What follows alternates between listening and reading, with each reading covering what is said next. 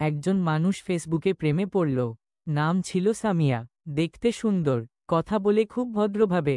একজন পুরুষ তার প্রেমে পড়ে গেল। দেখা হয়নি কখনো, তবুও হৃদয় জয় করে নেয় সামিয়া।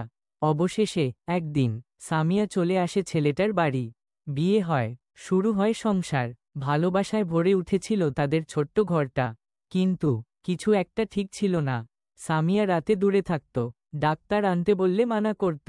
একটা সন্দেহ ছিল যে ও আর কি মেয়ে না হচ্ছে না চাল করো কথা বলার ধরো, তারপরে যেমন ভাবে প্রতিদিন নতুন নতুন অজুহাত। দিন যেতে থাকলো, সন্দেহ বাড়তে থাকলো।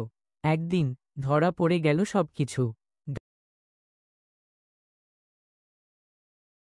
সামিয়া ছিল না কোনো মেয়ে, সে ছিল একজন পুরুষ। মূল নাম শাহিনুর রহমান। জাতীয় পরিচয়পত্র ছিল না, ভুয়া নাম। আমার আম্মুর ফোন থেকে আমি কথা বলি। আমার আম্মু তো আমার সাথে থাকে, আমার ফ্যামিলি আমার সাথে থাকে। তো ওরা, আমি যদি ছেলে হতাম তাহলে ওরা বলতো না যে আমি যে আমার তো সেও হচ্ছে ছেলে। সাজসজ্জা আর নাটকীয় অভিনয় দিয়ে বিয়ে করেছিল শান্তকে। ১.৫ মাস ধরে প্রতারণা করেছিল ভালোবাসার নামে। এই ঘটনা ঘটেছে রাজবাড়ির গোয়ালন্দে। স্থানীয়রা হতবাক, পরিবার ভেঙে গেল এক নিমিষে।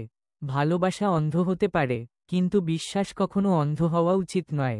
সতর্ক থাকুন, সচেতন হন, ভালোবাসুন, কিন্তু চোখ খুলে। তো আমার কাছে 1800 টাকা দিছি রিলেশন থাকা